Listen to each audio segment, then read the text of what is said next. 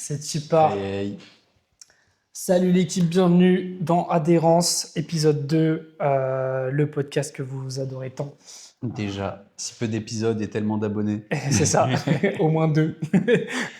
Le podcast Adhérence présenté par Lucas et Et Jacques, moi-même, voilà. Jacques. Donc deux diététiciens nutritionnistes et désormais nous pouvons dire que nous sommes 2 coachs sportifs. Puisque Exactement. J'ai eu ma certification bayésienne. Pour ceux qui ne savent pas, c'est une certif science-based de coaching en nutrition et en sport.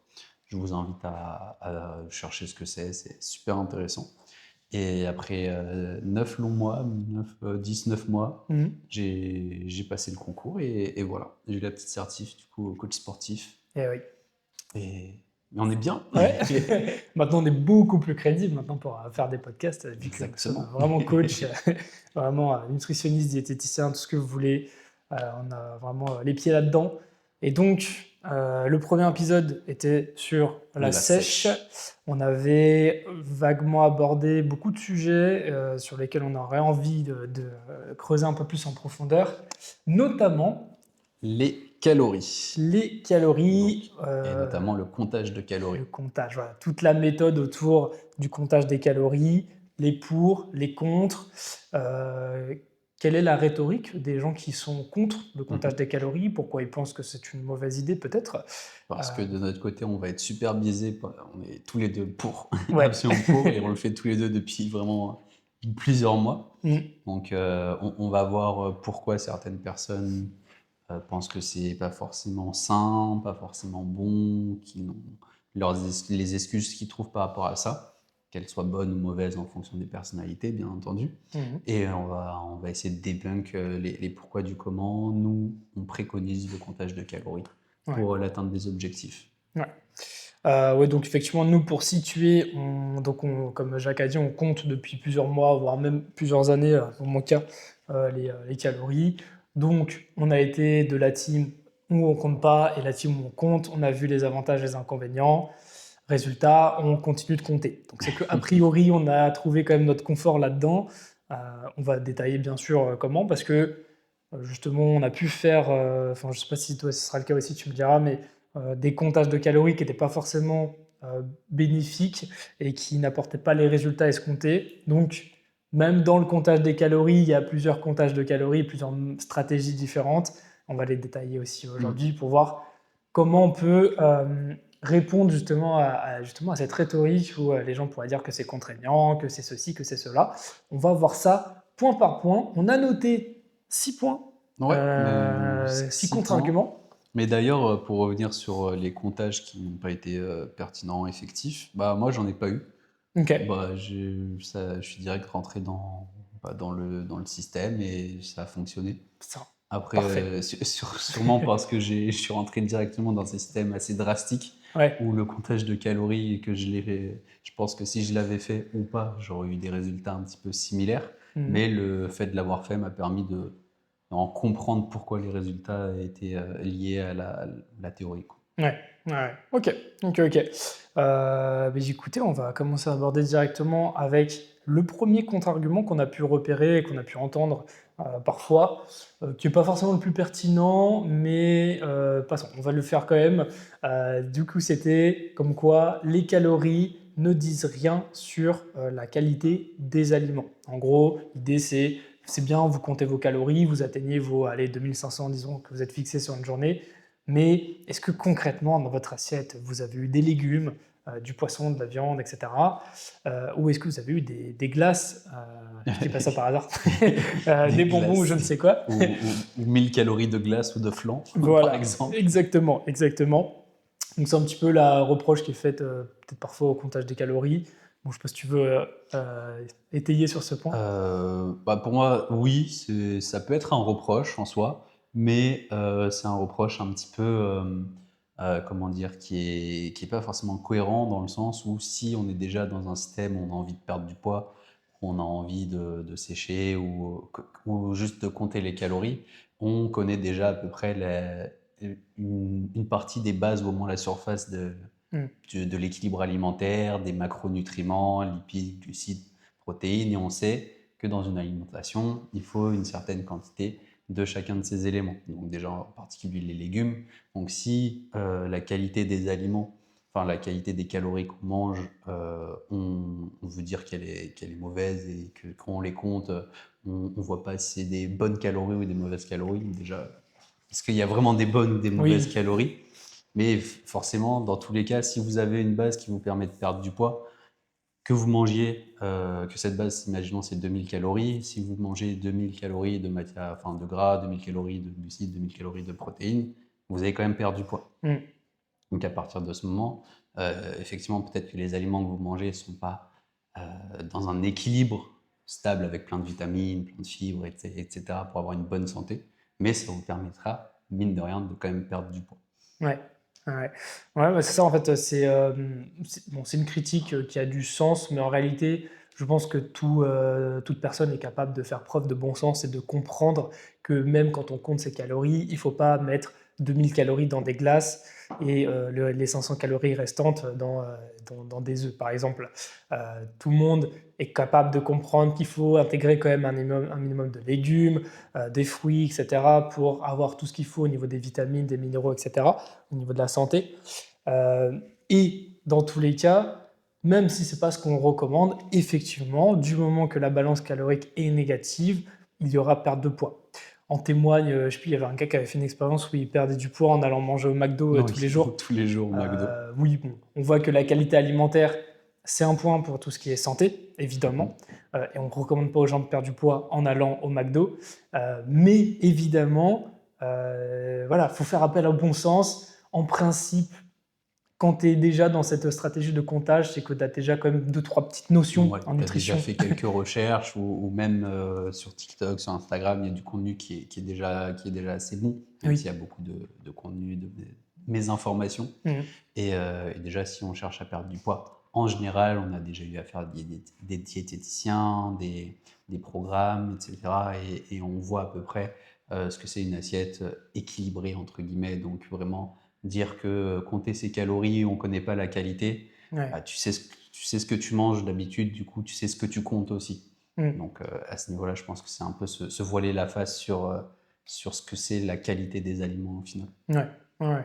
Puis on peut très bien imaginer le schéma classique de quelqu'un qui aurait déjà une diète plutôt équilibrée, qui mange santé, mais qui se retrouve en fait à ne pas perdre du poids. Et en fait, bah, la prochaine étape pour cette personne-là, c'est de comprendre où il en est, non pas au niveau de la qualité des aliments qu'il consomme, mais au niveau de l'apport calorique que ça représente sur sa journée. Parce qu'il a Mm. besoin de savoir où il en est pour savoir où il doit aller et vers quel objectif ça peut l'amener.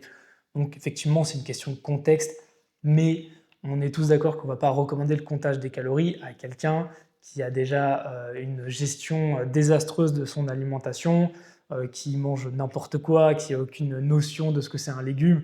Mais bon, voilà, c'est quand même des cas isolés finalement, et ce n'est pas ces personnes-là qui vont tomber sur les notions de comptage de calories Ouais, au final. j'imagine. Voilà, voilà, pour ce premier contre-argument. Deuxième contre-argument, je ne sais pas si tu veux l'énoncer peut-être. Je vois bien. Ah oui, c'était l'illusion de la précision des calories, comme quoi les calories qu'on mange, enfin les aliments qu'on mange, l'indication calorique, elle est pas exacte. Sur les packaging, on vous dit par exemple, je sais pas, une barre de céréales, c'est 89 calories. Il y a toujours la manière dont c'est compté, il y a toujours un delta qui fait que je pense qu'il est de 15-20%, quelque chose comme ça. Mhm. Du coup, on mange pas vraiment 89 calories. J'ai pris un chiffre de merde. On va dire 100 calories. Le On mange calcul est pas chiant. vraiment 100 calories, mais plutôt 120 ou 80. Et du coup, c'est pas précis. Du coup, ça sert à rien de compter parce que c'est pas précis. Dans tous les cas, on n'aura jamais le chiffre précis. Et donc, ça sert à rien de compter ses calories. Déjà, là, au moins, on a un chiffre. Ça, Mhm. c'est déjà le premier truc qui me vient à l'esprit. Au moins, on sait ce qu'on mange, même si c'est à 20% près. Mhm. Au moins, on sait qu'on est autour des 20%. Et peut-être que si, en comptant ses calories, on ne mange pas enfin, on ne perd pas de poids, si ce qu'on cherche, c'est perdre du poids, et bah peut-être que ça vient justement de cette différence Ouais. ou tout simplement on compte mal. Et ça aussi, c'est un autre sujet. Oui, Tu haute veux dire un responsable. truc là-dessus? Oui, alors déjà, on peut se poser la question, c'est ok, peut-être que c'est pas précis, mais qu'est-ce que vous avez de mieux à proposer en termes de précision? Qu'est-ce qui est plus précis actuellement que de compter ses calories? On n'a pas de meilleur système. Alors effectivement, peut-être que c'est pas parfait, peut-être qu'il y a des mauvaises estimations sur les packaging, sur les valeurs nutritionnelles qui sont indiquées, certes, mais en réalité, c'est ce qu'on a de mieux. Et si, ce qu'on se disait tout à l'heure d'ailleurs, si on part du principe que déjà il y a une marge d'incertitude en comptant, imaginez la marge d'incertitude si vous ne comptez pas et que vous faites tout au feeling comme ça. Là, Ouais. on n'est plus sur des 20%, on est sur des 60%. Sachant que la plupart des gens sous-évaluent leurs apports Ah, caloriques ça, à 30 ou 40%, je crois, en moyenne. Ah, si on rajoute les 20%, voilà, c'est vraiment un ouais. gouffre énorme. Donc, à l'heure actuelle, ça reste quand même le meilleur système malgré les incertitudes. Donc, il faut quand même mieux se baser là-dessus. Mm. Et puis, bah, dans les faits, ça marche aussi. Dans les faits, ça marche. Et aussi, dans tous les cas, oui, il y a des incertitudes, mais comme il a dit, il n'y a pas mieux. Du coup, c'est quoi l'option finale Mm. par rapport à cet argument-là? Autant utiliser ce qui convient le mieux et qui Ouais. fonctionne sur le long terme, plutôt que juste d'abandonner une solution qui est utile et repartir, faire des pas en arrière pour risquer de retrouver un rythme qui permet pas d'être dans une précision qui est plus accrue que le comptage de calories, enfin que Ouais. le Ouais, c'est ça. système qu'on a de base. C'est ça, en fait, bon, comme on dit, il faut pas laisser le mieux devenir la limite du bien. Voilà, Bon, bah, si c'est pas parfait c'est beau comme ça. comptage, tu me donnes là. Si c'est pas parfait, ça veut dire quoi? Du coup, on abandonne et on revient à un système qui est encore moins parfait, ça n'a aucun sens. Donc, autant rester sur ce qui est mieux à ce jour, ce qui a apporté des résultats pour des milliers de personnes. C'est Mm. ce qu'utilisent les sportifs qui veulent vraiment optimiser leur diète quand ils ont vraiment des objectifs précis de poids. Ça veut dire que c'est la méthode la plus précise actuellement. Ça. Et deuxième contre-argument, c'est que je me dirais par rapport à ça, qui me vient en tête, c'est que je pense que la marge de manœuvre, enfin c'est pas je pense, mais c'est quasiment sûr, elle est véridique sur des produits transformés qui sont composés de plusieurs aliments. Par exemple, vous allez regarder le packaging d'un gâteau, une barre de céréales, comme tu disais. Mhm. Je pense qu'il y a une marge de manœuvre qui fait que dans la composition du produit, ouais, on peut avoir des différences. Par contre, vous prenez 100 grammes, enfin même pas 100 grammes, vous prenez deux œufs d'un même calibre, il y a très très peu de chances qu'il y ait une variation de 20% Ouais. entre chaque œuf. Ouais, Ouais. sur les produits bruts, je pense que ça a dû être calculé des centaines, voire des milliers de fois. Ouais. Donc la variabilité, elle est très très fine. Ouais, Ouais. déjà. Vous avez le Sequel, qui est le site de l'ANSES, qui répertorie un petit peu les calories justement des aliments bruts, qui est hyper fiable. Les tests sont faits, ont déjà été faits des milliers de fois. Donc on sait très bien que voilà, quand vous cliquez sur un œuf, vous avez un nombre de calories qui s'affiche. A priori, vous êtes quasiment sûr que c'est ça. Et s'il y a un delta de variation, il n'est pas plus grand que 5%, grand Mhm. maximum. Et je peux même aller plus loin. Allez, vous mangez 200 grammes de légumes, des brocolis, disons. Vous êtes trompé au grand maximum de 20%. Bon, bah, au lieu de Oui. manger 30 calories, vous en mangez 30, 35, vous voyez. Pas très très grave, franchement, Ouais. sur la marge de Pour les calories, quoi. légumes, il y a même des personnes qui comptent leurs calories, qui ne comptent pas les calories des légumes, Ouais, et ça change pas grand-chose. Donc, oui. Au final, on voit que au l'impact final, est moindre. Donc bon, pas vraiment un contre-argument très convaincant. Voyons voir pour le troisième troisième point. contre-argument. Tu peux peut-être l'énoncer. Alors, la dépense énergétique est impossible à calculer précisément. Donc oui, c'est vrai. C'est le même système que calculer l'apport calorique des aliments. En fait, la dépense calorique, elle est tellement, et il y a tellement de systèmes dans notre corps. Déjà, le métabolisme lui-même, c'est le mélange de toutes les réactions physiologiques de notre corps, qu'elles soient biochimiques, biophysiques, enfin, toutes les réactions de notre corps, ça dépense de l'énergie, ça utilise de l'énergie. Et oui, on ne peut pas utiliser ça. Les manières de faire, c'est essayer de, bloquer toute la respiration, enfin, de récupérer toute la respiration, la transpiration, la thermogénèse de quelqu'un pour Ouais. calculer la dépense énergétique. Et ça, c'est avoir un système énorme sur soi. Mm. Donc oui, il y a des moyennes qui sont faites, qui permettent justement d'avoir ce NAP, ce niveau Ouais. d'activité physique, qui permet de multiplier le métabolisme de base, qui lui-même est une variable théorique en fonction de l'âge, de la taille, du poids. Effectivement, c'est pas possible de calculer ça précisément, et donc d'associer les calories à ça. Mais ça encore, on parle du coup, le comptage de calories, il est basé sur une estimation théorique qu'on a. Ouais. Après, il ne faut pas être bête non plus de mettre en place un système théorique et se dire oh bah ça marche pas, j'abandonne. Ouais, ouais. Et puis c'est un peu pour rebondir là-dessus, c'est un peu la même réflexion qu'avec le fait que l'estimation des calories ne soit pas forcément toujours très précise parce qu'on peut se tromper, parce que Mm. les packaging n'indiquent pas toujours la vraie valeur. Bah, ok, mais ça reste quand même ce qu'on a de mieux encore à l'heure actuelle. Et bah, on n'a pas de meilleur système pour estimer la dépense énergétique. Le fait est, encore une fois, c'est que ça fonctionne. Donc en Mhm. pratique, il y a des résultats. Donc c'est que finalement, peut-être qu'elle n'est pas si difficilement calculable, la dépense énergétique. Ce qu'on peut aussi se dire, c'est qu'on va essayer surtout de dresser des tendances, je pense. Ouais, c'est ça. Ok, on a par exemple le chiffre qu'une personne dépense, disons, 2500 kcal par jour. On va dire que c'est une moyenne. Bien sûr, on est conscient qu'il y a un jour où ça va être 1800, un jour ça va être peut-être 3000 parce qu'elle s'est pris à faire 15 000 pas dans la journée. Ok, on est d'accord. Mais on voit qu'il y a une tendance qui tourne autour de 2500. Et donc, a priori, si on a une tendance à tourner autour de 2000 calories dans les calories ingérées, en principe, on a le déficit énergétique. Et dans les faits, ça fonctionne, du moment que c'est respecté, en tout cas. Oui, En principe, bien ça sûr. fonctionne bien. Et c'est aussi un point qu'on n'a pas forcément abordé au niveau du comptage de calories.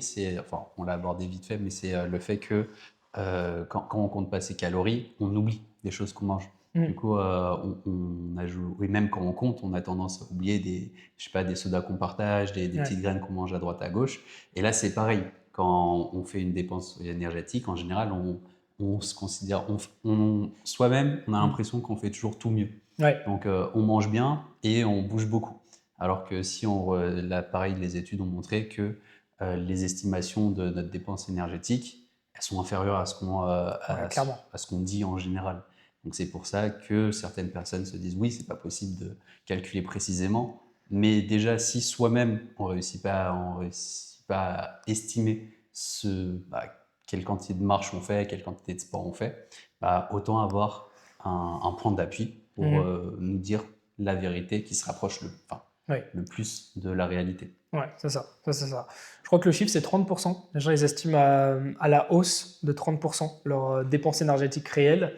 C'est-à-dire que... C'est fou quand même. non, Ça mais... fait 40% à 30% à la baisse en apport Oui, calorique, plus 30% à la hausse en dépenses ouais. énergétiques. Faites le J'avoue que là, calcul. on commence à comprendre pourquoi c'est quand même compliqué de perdre du poids. Oui, oui, oui. Bah, ça donne les fameuses personnes qui ont toujours la sensation de manger peu, de dépenser beaucoup et de ne pas perdre du poids. Et quand on regarde les chiffres qui apparemment sont pas précis, mais du coup, comme on est en train de démontrer, bah, finalement c'est le cas, bah, on se rend compte que finalement il y a peu de dépenses énergétiques, beaucoup moins que ce qui était estimé, et beaucoup plus d'apport calorique au final. Parce Mm. que oubli, comme Jacques disait, parce qu'on a l'impression que quand on a fait une séance de sport de 20 minutes et qu'on a transpiré, qu'on a tout donné, on a fait énormément d'efforts sur la journée alors que ça représente 20 minutes et que le volume horaire de la journée c'est 24 heures. Bon, on retire les 8 heures de sommeil, disons, ça ne représente pas beaucoup de temps passé en activité. Donc, Ouais. il y a plein de facteurs comme ça qui peuvent jouer aussi. Mm.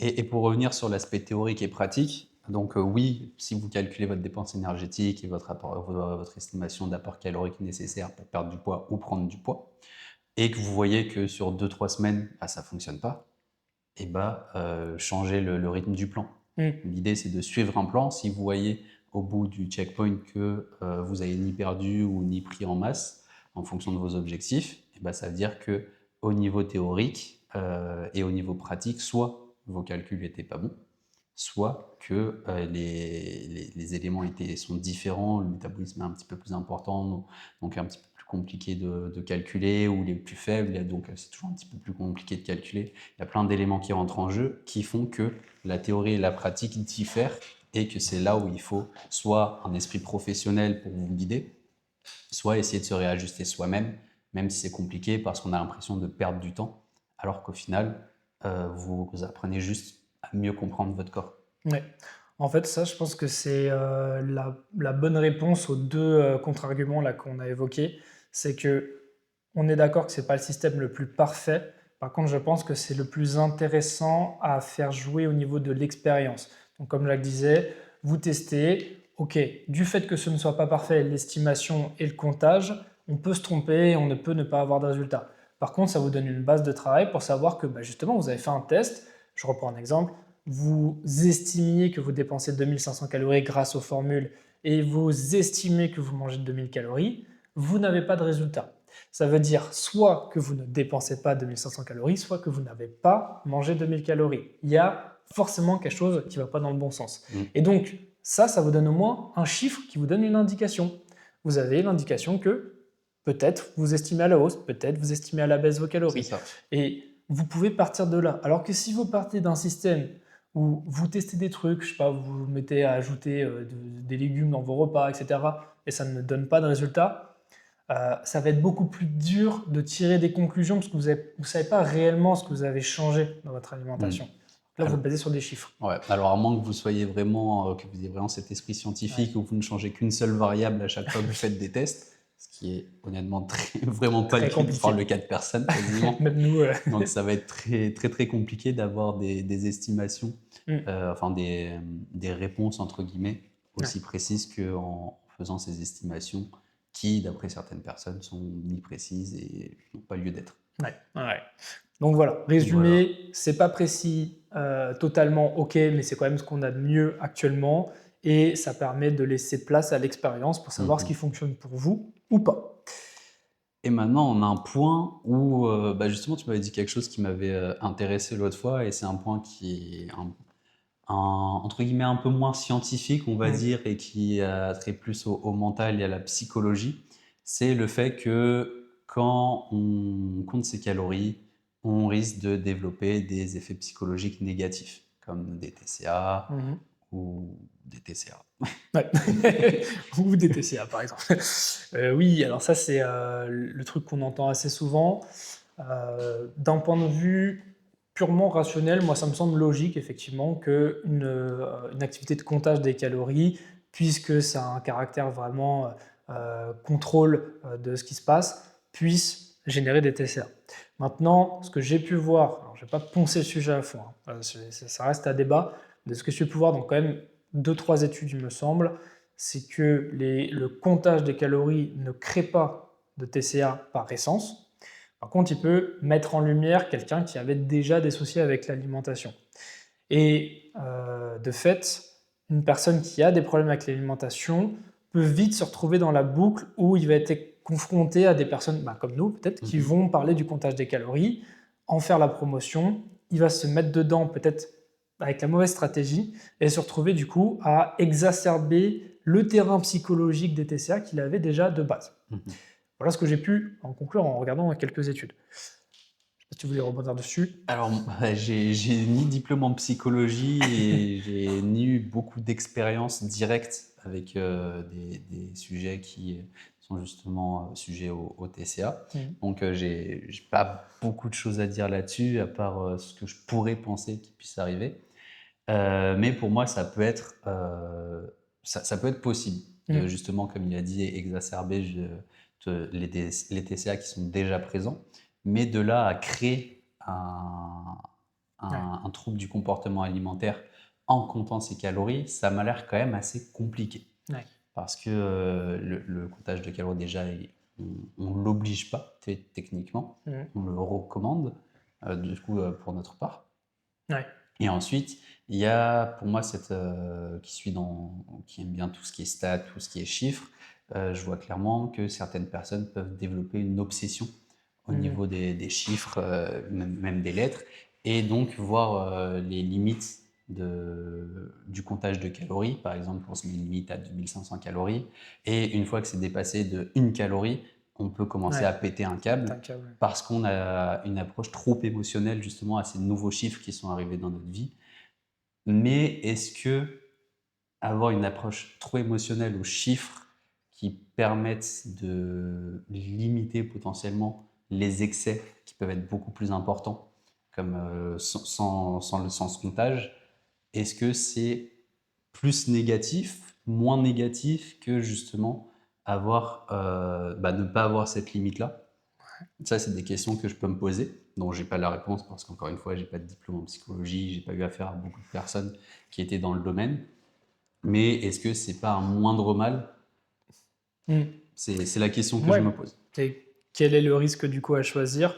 Et puis aussi, comme on disait aussi dans l'autre podcast, je pense que c'est surtout une question de méthode. Par exemple, Jacques, la dernière fois, expliquait qu'on peut aussi voir les calories sur la semaine et se dire que c'est aucunement un problème du coup de dépasser ces calories sur une journée, donc de passer de 2005 à 2005, enfin 2501, puisque bah, du coup le lendemain on mangera une calorie de moins. Bon là c'est bien sûr humoristique, hein, il y a pas de, on va pas s'inquiéter pour une calorie, mais dans l'idée on peut faire un excès de 500 calories sur une journée si on sent que c'est le bon moment, parce que je sais pas, restaurant, truc Glace. de famille, glace, tout simplement, ce qui fait chaud, petite Ben Jerry's qui passe bien. Donc ouais, ça peut arriver, parce que voilà, coup de fatigue, etc., pour X ou Y raison. Pas de souci, parce que justement, tu rentres ça dans ton application, tu sais où tu en es, et au lieu d'avoir ce biais un peu qui floute l'impression que tu as tout foutu en l'air parce que tu as dépassé ton quota journalier, qui anciennement enfin, n'avait pas forcément de chiffre, c'est-à-dire que juste tu te disais que tu ne devais pas taper dans le pot de Häagen-Dazs le soir en rentrant chez toi. Là, tu l'as fait et tu as ajouté ça dans ton application. Le lendemain, tu vas retirer ce que tu as ajouté en trop, peut-être en mangeant un petit peu moins ou alors en augmentant un Mhm. petit peu tes dépenses. Et finalement, tu te retrouves à avoir plus de liberté qu'autre chose, puisque tu as pu te permettre ce petit excès en sachant que ça n'avait aucun impact, puisque demain, tu pourras compenser d'une certaine manière par les chiffres en mangeant tout simplement un petit peu moins. Aussi. Et exactement, bah, maintenant que tu parles de ça, justement, des compensations, encore une fois, j'ai pas les chiffres, j'ai pas eu affaire à beaucoup de personnes, mais est-ce que ça peut pas, justement, avoir ce savoir de j'ai mangé tant de calories en plus, donc il faut que je mange tant de calories en moins sur les prochains jours ou sur le lendemain. Ça permet pas de limiter un petit peu les systèmes de surcompensation Mm. qu'il peut y avoir, où par exemple j'ai fait un grand excès, mais je sais pas de combien de calories, du Ouais. coup le lendemain bah, je sais pas, je vais me forcer à faire 5 heures de sport ou 3 heures de sport jusqu'à plus pouvoir respirer, ou sinon je vais pas manger de la journée et du coup développer une faim qui est trop importante et refaire un excès le surlendemain. Mm. Est-ce que ça peut pas justement créer une certaine compensation saine plutôt qu'une Ouais. compensation qui, on ne sait pas enfin, on ne sait pas si ça compense vraiment ce qui s'est passé, ou si ça surcompense et du coup ça, Ouais.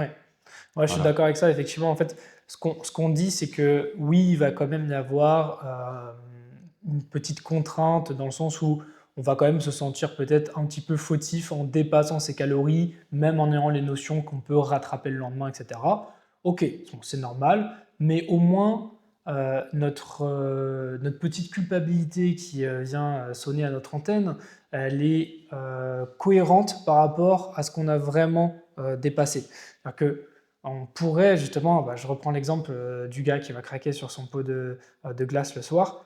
Euh, Peut-être que sans compter les calories, il va avoir l'impression d'avoir vraiment fait de la merde et d'avoir l'impression bah, justement le lendemain de devoir faire ses 5 heures de sport pour Mm. compenser et d'en faire beaucoup trop, alors que finalement l'apport calorique qui a été excédentaire ne l'est pas tant que ça. D'ailleurs, il pourrait même ne pas compenser et juste se dire que c'est une journée où il n'a pas été en déficit et point barre, et il repart sur Ouais, son déficit le lendemain. Là où une autre personne pourrait se dire j'ai tout foutu en l'air, c'est n'importe quoi. Et finalement, je pense que avoir le contrôle et avoir une application qui te dit exactement où tu en es, quelles conséquences ça va avoir, ça te permet de relativiser en fait et de remettre aussi. les choses en perspective sur les événements de craquage qu'il peut y avoir parfois. Donc ça amène du rationnel dans les craquages émotionnels, ce qui pour moi pourrait presque même, alors je ne vais pas dire pour les TCA, mais pour les personnes qui ont du mal à gérer un petit peu leur alimentation, apporter un petit peu plus de liberté, Ouais. un peu plus de tranquillité d'esprit au final. Mm. Putain, j'avais un autre truc qui était passé en tête, mais j'ai oublié. Ouais. Ouais, j'ai oublié. Tant pis. Bon alors, si je peux résumer du coup peut-être, bon, a priori, ça ne crée pas de TCA, c'est peut-être un petit peu tiré par les cheveux, mais ça peut Mm. exacerber un phénomène de comportement exceptionnel. Euh, il faut que le comptage des calories ne se fasse pas à n'importe quelle étape de connaissance au niveau de la nutrition. Il faut bien que ça se fasse dans de bonnes conditions. Donc le mec est déjà, le mec et la meuf, hein, a déjà compris certaines choses, qu'on lui explique bien aussi quel palier calorique il doit atteindre, pourquoi c'est pas grave de dépasser les calories, comment il peut compenser, est-ce qu'il a besoin de compenser. Il faut quand même avoir les tenants et aboutissants de la méthode avant Mm. de se lancer dedans. Voilà, je me rappelle de ce que je Ça voulais y dire. est, j'ai relancé la machine. C'est aussi, donc là, c'est pour retourner un petit peu sur le comptage de calories au global. Alors, c'est bien de compter ses calories, mais il faut avoir aussi un petit background, c'est-à-dire essayer de savoir pourquoi on compte ses calories, de savoir bah, c'est quoi le déficit énergétique, c'est quoi le surplus énergétique, et aussi, par exemple, en l'occurrence, savoir que un kilo de gras, si on veut perdre du poids, ça correspond à 8000 kilocalories. Donc 8000 kilocalories, c'est un déficit énergétique de 500 kilocalories sur 16 jours. Mm. Donc ça donne aussi une certaine réalité à certaines personnes qui imaginent que la perte de poids, enfin que perdre 4 kilos par mois, c'est pas assez. Mm. Alors qu'au final, c'est une performance très très bonne. C'est important. Et Ouais. donc ça apporte aussi une certaine source de réalité plutôt que ce qu'on peut voir, je sais pas, sur Instagram, sur les pubs, sur les TikTok, où on nous dit que des gens ont perdu je sais pas combien de kilos en l'espace de je sais pas combien de jours, alors que c'est pas réaliste pour la grande majorité des gens. Ouais. Et donc, bah oui, ça apporte ce sentiment de réalité et de suivi qui permet de voir qu'on est dans un système qui fonctionne et qu'on peut changer. Mm. Ouais, ouais, ça permet de relativiser du coup les progrès qu'on est en train de faire et de comprendre qu'en fait bah, ça se passe super bien et de remettre le curseur en fait sur qu'est-ce qu'une bonne perte de poids. Là où 500 grammes au début pouvait avoir l'air d'être ridicule et d'être, enfin, de rendre les efforts qu'on a mis en place inutiles, bah là en fait on se rend compte que finalement c'est excellent et de Ouais. perdre 500 grammes de gras, ça représente une semaine de bon déficit énergétique, ce qui est déjà très bien d'avoir tenu ça. Et à l'inverse, quand on va observer des plus 1 kg, plus 2 kilos sur la balance, suite à peut-être un ou deux repas un peu Mhm. plus riches, Bah là, c'est pareil. et ben voilà, 1 kilo de gras, ça se prend avec 8000 ouais, kilocalories. ça marche dans Donc, l'autre si sens. tu vois que sur ta semaine, tu n'as pas fait un surplus de 8000 kilocalories et que tu as pris 1 kilo de gras, ou enfin 1 kilo ou 2 kilos ou 500 grammes, ou je sais Mhm. pas, et bah tu peux dire, enfin tu peux estimer que c'est principalement de l'eau, ou Ouais, principalement dû aux hormones, à de la rétention, ou même au transit intestinal, ou quoi que ce soit. Et du coup, tu peux te rassurer comme ça. ouais. Parce que oui, après une soirée ou après un festin, un jap à volonté, eh ben, on voit souvent plusieurs kilos sur la balance et on peut se faire peur. Ouais, ouais, c'est ça. Donc ça permet de relativiser dans les deux sens, au sens de l'appréciation des progrès et de la remise en perspective de ce qu'on a l'impression d'être un écart quand on dépasse un petit peu les calories ou qu'on voit un plus 1 kilo sur la balance qui sort de nulle part et qui part aussi d'ailleurs très vite le lendemain en général, hein, puisque c'est lié à de la rétention d'eau principalement. Donc finalement, bah, on voit que ça amène quand même plus de tranquillité d'esprit qu'autre chose. Donc, je comprends l'argument de ça peut être une contrainte et ça peut être embêtant, ça peut créer un peu un comportement obsessionnel. Après, pour l'aspect vraiment juste contraignant et le fait de devoir rentrer ses calories, écrire sur son téléphone, sur une application, peser, etc., ça on peut en parler aussi un petit peu plus en détail. Euh, Ça prend du déjà, temps, on n'a pas le temps. ouais, voilà, ça. C'est toujours l'argument. Bon, on en a déjà parlé dans l'autre podcast, mais oui, oui, il y a quand même des contraintes, on va pas le nier. Encore une fois, qu'est-ce que vous voulez choisir comme contrainte? Est-ce que vous voulez continuer d'avancer dans le flou, de ne pas gérer votre poids ni votre alimentation, de ne pas savoir où vous en êtes, et du coup bah, de vivre avec cette contrainte-là, ou de vivre avec la contrainte de devoir rentrer gentiment ce que vous avez mangé sur une journée sur une application qui vous donne le total à la fin. C'est chiant, mais je pense que c'est encore plus chiant de ramer pendant des années avant de trouver la bonne solution qui nous amène à atteindre nos objectifs Mm. santé et perte de poids. Ça, c'est choisissez votre manière de souffrir, quoi. Voilà, tout à fait. C'est Référence à l'ancien podcast numéro 1. exactement. Donc, allez checker. Et puis, on peut même détailler un peu plus, parce qu'en réalité, le comptage des calories, c'est pas non plus si hardcore que ce qu'on croit. Ah ouais. Franchement, la plupart des choses sont déjà grammées sur les packaging. Par exemple, vous achetez un steak, bon, il y a marqué 100 grammes, bah, vous mettez 100 grammes de steak, vous avez juste à scanner le code Mm. barre, vous n'avez rien de plus à faire, vous n'avez pas besoin de le Et en soi, peser. je pourrais vérifier sur mon application, voir combien de temps ça me prend dans la journée, mais je pense que ça me prend pas plus de 5 minutes Ouais, pour mettre vraiment tout ce que j'ai mangé. Et ouais, comme il a dit, quand vous achetez de la viande au supermarché, Vous savez combien vous en avez. Si vous l'achetez au chez le boucher, vous demandez 1 kg 500 Oui, grammes, vous savez combien vous en avez. Ça vous dure 2 jours, bam, bah, vous avez mangé divisé par 250 deux. grammes. Mm. Et si ça vous dure 3, vous divisez par 3. Enfin bref. Ouais, Le plus chiant à ce niveau-là, c'est compter les féculents pour ouais, moi. c'est juste Tout ça. ce qui Mm. est céréales, pâtes, riz, Mm. même pommes de terre, une petite balance, ça fait l'affaire. Ça prend 30 secondes maximum. Ouais, Sauf si vous êtes très méticulé, vous voulez être au gramme près. Bah, oui, oui. faut choisir de le faire, effectivement. Mm. Et non, ce qui est aussi très chiant, c'est quand on va au restaurant. Donc là, c'est très difficile d'avoir une approche assez correcte au niveau de comment ont été faits les aliments, enfin, comment la Ouais, cuisine a été faite, combien de beurre, etc. On ne sait pas. Donc ça, c'est un peu la variable la plus importante, on va dire, ouais. dans le comptage de calories. Mais, mis à part ça, au moins vous avez une idée très globale de ce que vous mangez. Ça vous prend 5 minutes dans la journée, 10 minutes maximum si vous êtes méticuleux, Mm. méticuleuse. Et voilà, ça. Ouais. Choisissez ce que vous voulez. Si vous voulez avoir plus de contrôle sur l'alimentation, sur vos apports, sur vos objectifs, pour moi, enfin pour nous, j'imagine, le comptage de calories, c'est un Ouais, très bon un départ. bon compromis, ouais. Ouais. Puis même pour rebondir sur le fait qu'au resto, ce soit beaucoup moins simple de compter les calories, bah, c'est toujours un peu la même chose. Alors, c'est toujours mieux en fait d'essayer d'estimer ses calories au restaurant et de tomber sur un chiffre qui est peut-être pas le bon que de faire ça au feeling et de bah, d'y aller un Ouais. peu à vue d'œil comme ça. Euh, Moi, si je peux vous donner une stratégie là-dessus, ce que je fais, j'ai créé un petit GPT sur, sur ChatGPT qui compte mes calories. Je lui envoie une photo du plat, je lui décris tout, je lui dis d'où ça vient, du resto, etc. Et à la fin, je lui demande d'ajouter 15% au cas où il s'est trompé. Et en vrai, jusqu'à là, ça m'a pas trop posé problème et j'ai toujours pu respecter mes calories. A priori, ça m'amène là où je veux, donc c'est que ça marche plutôt bien. Voilà. Encore une fois, c'est pas parfait, mais bon, c'est ce qu'on a de mieux actuellement. Mais ouais. Donc, faut pas trop non plus Voilà. s'inquiéter pour ça. Puis, bon, tant que vous mangez pas tous les jours au resto, Il en n'y a pas de principe, souci ça à se devrait faire. aller. Ouais. Ok, ok. Ok. Euh, On a le temps de faire le cinquième point. Je on suis a pas deux sûr. minutes en principe, mais 2 minutes, ça va être compliqué. ouais.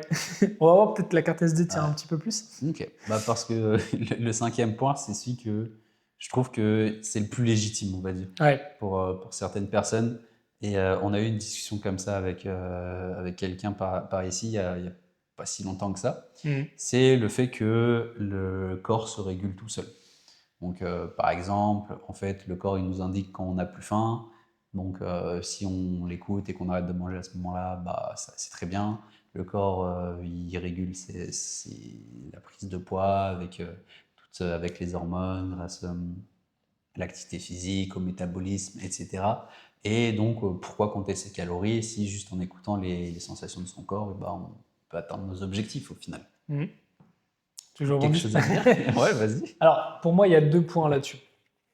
J'espère que ça va pas couper.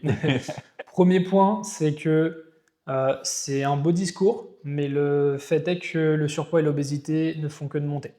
Donc, a priori, la régulation interne, ça marche pour certains, mais pas pour la majorité de la population. Donc, quand tu as un surpoids, une obésité, que tu n'arrives pas à maîtriser ton poids, parce qu'il y a différents facteurs physiologiques et psychologiques qui t'empêchent d'atteindre ces objectifs de perte de poids ou de maintien, c'est que la régulation interne, elle est fucked up, elle marche pas, il y a un truc qui a ajusté, donc tu as besoin de retrouver un petit peu de régulation avec d'autres outils que simplement tes hormones qui ne vont peut-être pas dans ton sens. Hmm. Donc ça c'est le premier point pour moi. Deuxième point, je sais plus ce que je voulais dire. Bah, pour moi, le deuxième point, c'est que c'est l'hygiène de vie. Alors, l'hygiène de vie, ça a un Ah oui, impact tiens. énorme sur tout ce qui est hormonal. Et tout ce qui est hormonal, et ben, les sensations de faim et de satiété, elles viennent de là. Leptine, ghrelin, tout ça. Aussi, les cellules adipeuses, elles produisent la leptine, c'est ça? Ouais, je vois aussi Ouais, dans la je crois régulation. qu'elle Ouais. joue dans la régulation de la sensation de faim et de satiété. Donc, si ton hygiène de vie, elle est merdique, tes hormones vont être merdiques et donc tu n'auras pas une sensation de faim et de satiété qui est adéquate par rapport à ce dont ton corps a vraiment besoin. Mm. Et qu'est-ce que ça fait? Ça fait que tu n'auras pas forcément la sensation de satiété, tu n'as pas forcément la sensation de faim ou tu as faim à des horaires qui ne correspondent pas, au milieu de la nuit, au milieu de la journée, tu as faim après tes repas. Et donc, bah, le corps, il ne s'autorégule pas au niveau de l'alimentation. Et donc, ça favorise la prise alimentaire. D'autant plus si la prise alimentaire, elle n'est pas saine, Ouais. entre guillemets, pour revenir sur la qualité des calories qu'on mange. Ouais, ouais, c'est ça. Vous pouvez avoir faim, répondre à cette sensation de faim avec un Kinder. Ok, c'est bien, vous avez régulé votre faim, mais vous avez apporté beaucoup trop de calories peut-être sur la journée. Alors, bien sûr, pas avec seulement un Kinder, mais dans la répétition et dans l'effet cumulé, ça peut mener à une prise de poids. Donc il y a aussi le choix des aliments qui vient un petit peu confronter cette réalité-là. Donc ouais, en principe, c'est joli. En réalité, ça ne marche pas pour beaucoup de gens. Et la deuxième chose, du coup, j'ai retrouvé ce que je voulais dire, Nice. c'est tout dépend de vos objectifs. Je vous dis, par exemple, là, je pense que actuellement, si je voulais maintenir mon poids juste par exemple, en surveillant, en me pesant régulièrement et en arrêtant de compter mes calories, je m'en sortirais, je pense, très bien. Je Mhm. pense que j'aurais pas trop de soucis à maintenir mon poids parce que j'ai un background qui me permet de maîtriser mon alimentation sans compter mes calories.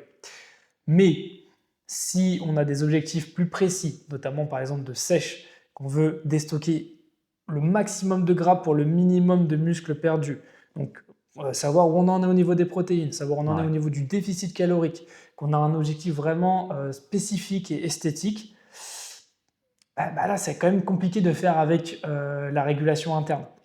Parce que vos hormones, elles ne veulent pas vous amener à être hyper musclé, hyper sec. Pas forcément c'est pas forcément son but. Voyez. Donc si vous voulez avoir votre corps de go muscu que vous avez tant rêvé, la régulation interne, bof bof. Il y a un moment où Ouais. vous allez être limité. Vous allez forcément stagner. Si vous voulez passer à l'étape supérieure, bah, il faut plus de précision pour avoir un résultat plus précis, tout bêtement. Mm. Et la régulation interne aussi, ça implique des durées. Ouais, C'est-à-dire, par exemple, le truc qui vient le plus souvent et qu'on a dans la majorité des cas dans notre patientèle, c'est la durée du repas. Donc, si vous voulez vraiment avoir une mm, régulation interne, ne serait-ce que pour la sensation de satiété, ce qui vous permettrait théoriquement d'arrêter de manger au bon moment pour pas trop manger, eh ben, il faut manger en 20 minutes, 30 minutes et faire attention à vos sensations. Donc, mm. pas manger devant un écran, éviter de discuter ou d'avoir la tête complètement ailleurs lors de votre alimentation. Vraiment faire attention à ce que vous dit votre corps. Ouais. Est-ce que la plupart des gens font ça? Non, Non. clairement pas. Et puis surtout que c'est pas le seul paramètre. Donc là, il y a la durée de repas qui est Oui, hyper important. Il y a aussi, ben, vous venez de le dire, mais la qualité des aliments que vous allez ça. utiliser, le volume alimentaire. Donc, faut quand même déjà en fait avoir quand même quelques bases, parce que là, pour manger donc ce qu'on appelle ad libitum, donc c'est à volonté, en écoutant simplement ces signaux de faim.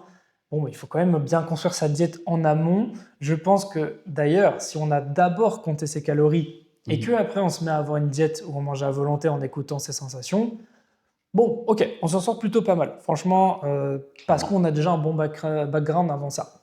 Mais encore une fois, ça reste limité. Et vous ne pourrez pas Ouais. atteindre vos objectifs précis sans un minimum de précision. Ouais, à mon avis, ça peut pas être l'excuse principale pour ne pas vouloir compter ses calories pendant Ouais, au moins 2 semaines, quoi. clairement pas. Clairement pas. Bon, dernier contre-argument, que je trouve pas forcément très pertinent, mais bon, Vas-y. c'est que du coup, le comptage des calories ne serait pas indispensable pour réussir à perdre du poids. Tu l'as déjà abordé un petit peu Ouais, justement avec les objectifs précis. c'est ça. Ouais. Donc, ouais, si pour la musculature, si on a envie de conserver de certaines musculatures et atteindre des objectifs qui sont précis, esthétiques, il faut compter ses calories. Il n'y Ouais. a, il y a pas, il y a pas 36 chemins. Il faut compter ses calories. Pareil, si on veut prendre en masse musculaire, il faut compter ses calories et surtout, au-delà de compter ses calories, il faut compter ses macronutriments. Ouais. Donc, combien de protéines vous ingérez, les glucides, les lipides. Et ça, c'est quasiment indispensable pour réussir dans ce domaine-là. Pour ce Mm. qui est de la perte de poids en elle-même, non, c'est pas indispensable. On peut Non. perdre du poids sans compter ses calories, mais il faut derrière une stratégie et un plan qui vous permettra par la suite de le maintenir. Parce Ouais. que l'objectif de perdre du poids, c'est d'atteindre un poids qui nous convient, que ce soit pour la santé, pour l'esthétisme, pour la forme physique, et derrière, ne pas en reprendre. Ce qui se passe le plus régulièrement, c'est qu'on en reprend par la suite à cause soit d'événements, soit qu'on reprend une alimentation parce que la période de perte de poids, c'était une période à part. Et là, compter ses calories peut devenir pas forcément indispensable, mais crucial pour réussir à maintenir le poids qu'on a atteint dans ce cas-là et réussir à même le faire pendant un mois. Mhm. Comme il disait, donne une bonne idée de la qualité des aliments qu'on mange Ouais. et de la quantité qu'on mange pour par la suite réussir à faire une certaine régulation interne, automatique, où ce sera beaucoup plus simple si on sait les quantités qu'on mange et dont on a besoin. Ouais. Ouais, puis autre point que je vois, c'est que le caractère indispensable ou non d'un paramètre n'en fait pas quelque chose qu'on doit complètement supprimer. Par exemple, vous pouvez perdre du poids sans faire du sport. Donc on va dire que du coup, faire du sport, c'est pas indispensable pour réussir à perdre du poids. Ok, c'est mignon comme discours encore une fois, mais est-ce que ça vaut le coup du coup de prôner le fait de ne pas faire du sport pour perdre du poids et pour être en bonne santé, puisque ça peut améliorer du coup la prise en charge du poids, ça peut améliorer tout un facteur de santé au niveau de la longévité, etc. Pareil, je pourrais dire c'est pas indispensable de dormir plus que 7 heures par nuit pour bien perdre du poids et être en bonne santé. Ça dépend pour Bah, qui, hein. ouais, voilà. En plus, ça dépend de chacun, ça dépend des profils. C'est pas indispensable aussi. Au bout d'un moment, en fait, si rien n'est indispensable, on fait plus rien. Ça a plus trop de sens au bout d'un moment. Donc, si vous avez un outil qui est très efficace pour perdre du poids et que vous avez déjà les connaissances nécessaires pour le mettre en place et que vous optez pour la bonne stratégie, ce qui fait quand même beaucoup de si, je le conçois, bah, ne vous en passez pas. Ça reste quand même un outil très pertinent. Pourquoi s'en priver vu que ça amène des résultats? Maintenant, c'est vrai que dans les faits, Mhm. il y a plein de gens qui arrivent à perdre du poids et à le maintenir sans compter Mhm. leurs calories. Grand bien leur face. Mais quand on veut passer, je pense, à l'étape d'après, ou même qu'on veut faire les choses optimalement, peut-être plus rapidement, dans les bonnes conditions, bah, ça me semble quand même une porte ouverte à une bonne stratégie pour la perte de poids. Et même, bah, du coup, la sèche, du coup, forcément. Moi aussi, bah, je suis tout à fait d'accord avec ça. Et l'un des points aussi qui peut venir, enfin pour moi, que je vois qui empêche les gens d'être pour le comptage de calories, c'est qu'ils n'ont pas de connaissances Mm. nutritionnelles. Donc même en surface, bah, parce que c'est les aliments, peut-être qu'ils connaissent un petit peu les macros, mais ils n'ont pas de connaissances nutritionnelles, donc un Ouais. background assez important, même s'il n'a pas besoin d'être super important, mais il faut connaître les besoins énergétiques qu'on a, il faut connaître notre métabolisme de base, il faut connaître la dépense énergétique qu'on a au quotidien. Et ça peut faire à pas mal de personnes parce que Ouais. c'est des chiffres, on ne sait pas d'où ils sortent, on ne sait pas comment les calculer. Du Mm. coup, bah, on a la flemme, du coup, on n'a pas les chiffres qui nous permettent justement d'avoir un point de départ. Et du coup, on se dit, bon, bah, j'ai pas envie, c'est trop compliqué Ouais. et je continue à manger comme je le fais ou à faire des programmes qui sont réputés pour nous faire perdre du poids, Ouais. etc. Ouais. En Donc, fait, c'est vrai, je pense que c'est un penchant de la nutrition qui finalement, alors qui existe depuis longtemps, mais qui est assez récent pour le commun des mortels, on va dire. Parce que je pense qu'il y avait pas mal de gens dans le domaine du sport qui comptaient leurs calories et qui du coup avaient des résultats grâce à ça. Donc c'était un peu peut-être réservé à l'élite. Enfin, ouais, j'ai pas vite vérifié, mais j'ai un peu ce ressenti-là. Maintenant, il y a des gens lambda, on va dire, qui comptent leurs calories. Il y a les applications type MyFitnessPal, Yazio, Fat Secret, tout ça qui gagne en popularité. Il y a de plus en plus de gens qui commencent à s'y intéresser. Même je c'est vois que vrai. nous, quand on parle à nos patients, enfin je sais pas toi, mais moi j'ai plus en plus de gens qui me demandent un petit peu ce que c'est, comment Mhm. faire, est-ce qu'il y a une bonne Ouais, application pour ça. Il y a un intérêt naissant, donc ça veut dire qu'il y a aussi des gens à éduquer sur le comptage via du coup, des podcasts, c'est ça. des vidéos, etc. Et bah, comme tout, vous allez retrouver du bon comme du mauvais. Il y a des gens qui vont peut-être mal expliquer ce truc-là. Je pense que ça peut se faire à la tête de la personne qui l'explique. Vous Mhm. voyez, nous, on est heureux. Ça se passe très bien avec notre comptage des calories. Notre sèche se passe bien pour l'instant. Voilà. Au niveau théorique, on est dans les clous. On est bon, on est très bien, on souffre pas de la faim, on souffre pas de troubles obsessionnels ou quoi que ce soit. Mm. Moi, je peux donner aussi mon retour d'expérience en disant que j'ai testé beaucoup de méthodes pour la gestion de la diète. Le comptage des calories comme je l'effectue actuellement est ce qui m'apporte le plus de liberté et le plus de sensations de bonheur, j'ai envie de dire, hein, même, et de bien-être au niveau de la gestion alimentaire, puisque j'ai cette possibilité justement de me faire plaisir sans avoir l'impression de tout foutre en l'air et d'avoir quelque chose vraiment avec une feuille de route où je sais exactement ce que j'ai à faire. Donc la liberté que ça m'apporte, me donne envie de vous proposer de faire la même chose, puisque je vois que ça apporte des résultats très positifs sur moi, sur Jacques aussi, du coup, peut-être que tu vas en Et parler, ouais. et sur d'autres personnes à qui j'en ai parlé. Bah, moi, comme je disais au début, j'ai pas eu l'occasion de me tromper dans le comptage de calories, on va dire. C'est arrivé très super naturellement. Mhm. Mais j'ai bien vu que quand je comptais pas ou quand j'en avais un petit peu rien à foutre aussi et que j'aimais pas trop mon corps, bah je réussissais pas forcément à atteindre les objectifs que je voulais. Et donc, ça m'a apporté une certaine liberté, notamment comme ma méthode qui est pas forcément la meilleure de toutes, mais d'avoir cette barre de vie de calories Ouais, enfin cette jauge de calories dans la semaine que je peux manger en 3 ou 4 jours et ensuite je me restreins pas mal pour les autres. Mais ça m'arrive de prendre 3500 calories le lundi, de faire un jour de jeûne, je sais pas, le samedi ou le vendredi, juste pour rentrer dans les clous. Et ça me dérange pas parce que je sais à quoi m'attendre. En plus, le jeûne, on pourra en ouais. discuter un Ouais, on autre pourra en faire moment. un podcast, Ça ouais. peut être super intéressant d'en parler. En faire de temps en temps, ça fait pas de mal. Et il n'y a pas de souci pour la masse musculaire, donc pour la sèche, c'est très bien. Mhm. Enfin, jusqu'à un certain degré, bien entendu. Ouais. Et ouais, donc ça m'a apporté cette liberté-là où si je me suis acheté un paquet de glaces et je sais pas, j'ai envie d'en manger 2 ou 3 le soir après le dîner ou dans Aucun la souci. journée, bah, aucun souci. Le lendemain, j'en mangerai pas et je ferai une diète un peu plus restreinte avec mon glucides ou quoi que ce soit et je rentrerai dans les clous. Donc ouais, ça apporte une certaine liberté Mhm. où en fait tu sais comment les jours d'après vont se passer en fonction du jour que tu as fait. Ouais. Ouais. Donc ça, c'est vraiment cool. Mhm. Et je vais continuer à compter mes calories, hein, Ah bah simplement. pareil, hein, pareil. L'autre jour, du coup, j'avais une pote diététicienne qui se reconnaîtra, qui me demandait mais tu dois faire ça toute ta vie?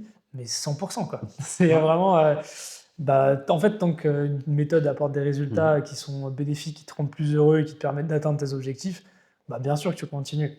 Je vais pas arrêter un truc qui m'empêche, enfin qui Mhm. m'apporte autant de résultats positifs. Et c'est pour ça aussi qu'on est capable d'en parler pendant 50 minutes. C'est que on sent vraiment que ça apporte des choses très cool dans notre vie, dans notre C'est gestion de la ça. diète.